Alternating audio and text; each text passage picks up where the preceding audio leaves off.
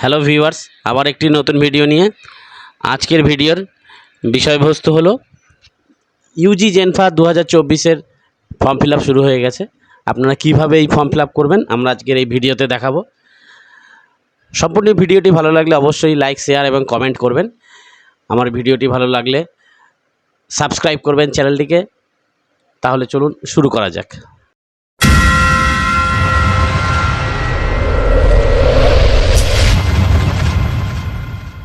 প্রথমে গুগল ক্রোমে গিয়ে লিখুন জেনফাস ইউজি 2024।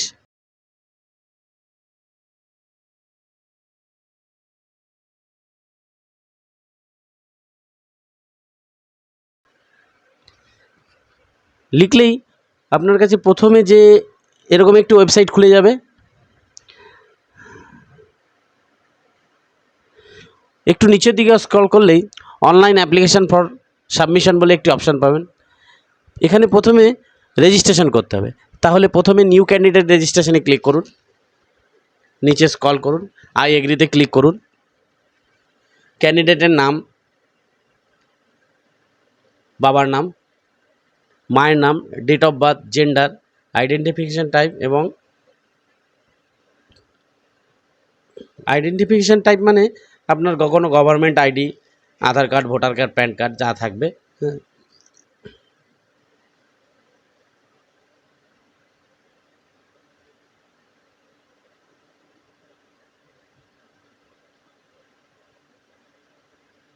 জেন্ডার লিখুন, identification type voter card, passport যাই আছে, স্কুল আইডি থাকে তাও দিতে পারেন। আমরা এখানে আধার কার্ড দেব, তাই এনি আধার গভর্নমেন্ট আইডি লিখলাম। দিয়ে আপনার আধার কার্ডের নম্বরটি লিখতে হবে। এখানে 12 সংখ্যার আধার কার্ডের আইডিটি লিখুন। মোবাইল নাম্বার লিখুন, ইমেল আইডি লিখুন,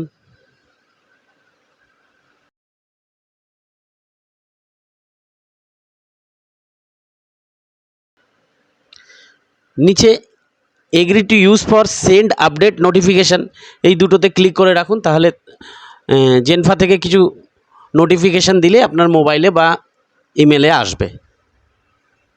নিচে স্ক্রল করুন, নিজের মনের মতন দুটি পাসওয়ার্ড দিন। সেম পাসওয়ার্ড মানে একটি পাসওয়ার্ড দু জায়গায় দিতে হবে।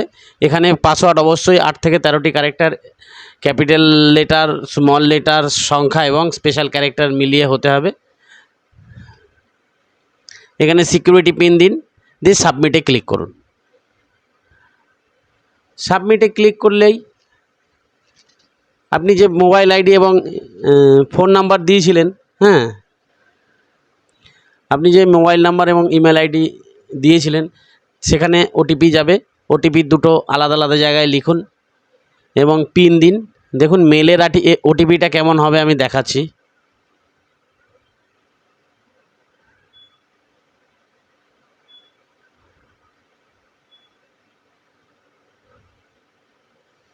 এরকম 6 সংখ্যার ওটিপি হবে। মোবাইলের ওটিপিটা তো আপনি দেখতেই পাবেন।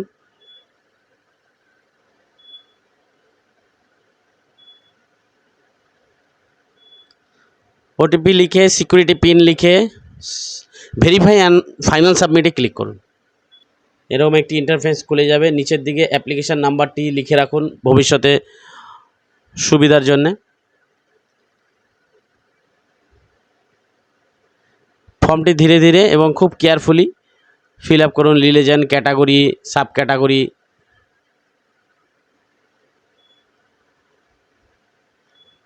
সেভ নেক্সট করলেই পরের বাটনে এখানে আপনার 12 পাস হয়েছে কি না, এক্ষেত্রে অ্যাপিয়ার, তাই অ্যাপিয়ার লিখলাম। আপনাদের ক্ষেত্রে পাস হলে পাস, কত সাল, কি বোর্ড, কত পার্সেন্ট নাম্বার, এগুলো সব লাগবে।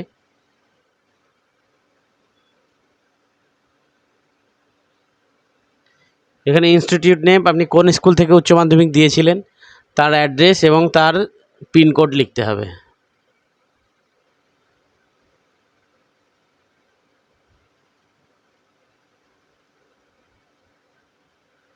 সেভ নেক্সট করুন। এখানে আপনার করেসপন্ডেন্স অ্যাড্রেস, আপনার নিজের ঠিকানা লিখুন, আপনার যোগাযোগের ঠিকানা,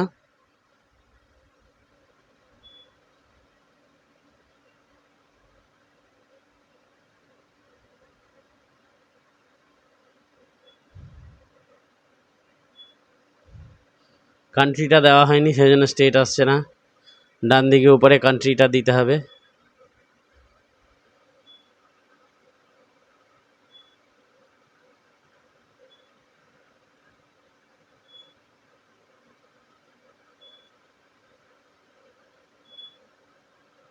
পার্মানেন্ট অ্যাড্রেস যদি সেম হয় সেম ইয়েস করে দিন, আর না হলে আবার লিখতে হবে। এক্ষেত্রে সেম, তাই সেম রাখলাম। এখানে পেপার সিলেক্ট করতে হবে, আপনি কোন পেপার এক্সাম দিতে চান। এখানে যার যেটা দরকার, 1 নম্বর পেপার, 2 নম্বর পেপার, এক্ষেত্রে পেপার 2 দেবে, তাই পেপার 1 দেবে, তাই পেপার 1 করলাম। এখানে পেপার 2 দেবে, তাই পেপার 2 করলাম। ওকে, সেভ অ্যান্ড নেক্সটে ক্লিক করুন। এখানে আপনার এক্সাম সিটি দিতে হবে, ফার্স্ট, সেকেন্ড এবং থার্ড প্রেফারেন্স করে। কোথায় এক্সাম সিট পড়লে আপনার সুবিধা হবে সেটা লিখতে হবে। 3টেই ওয়েস্ট বেঙ্গল, এবার বর্ধমান, বাঁকুড়া, সেন্টার কলকাতা দিয়ে দেওয়া হলো। এখানে ফটোগ্রাম এবং সিগনেচার আপলোড করতে হবে। এখানে গিয়ে আপনার ফটো এবং পাশে দেওয়া সাইজ অনুসারে আপলোড করে নেবেন, ছবি বানিয়ে নেবেন সেরকম। সাবমিট করলে পাশে সেলফ ভেরিফাইয়ে ক্লিক করুন এবং ফাইনাল সাবমিটে ক্লিক করুন। দেখুন আপনার ফর্ম ফিল আপ হয়ে গেছে। এখানে ভালো করে কেয়ারফুলি একবার দেখে নেবেন, টিক করে সেভ অ্যান্ড ফাইনাল সাবমিটে ক্লিক করুন। দেখুন ক্লিক করলেই সব কমপ্লিট হয়ে গেছে। পে রেজিস্ট্রেশন ফিতে ক্লিক করতে হবে। আপনার রেজিস্ট্রেশন ফি এক্ষেত্রে 500 টাকা। পে ফিস,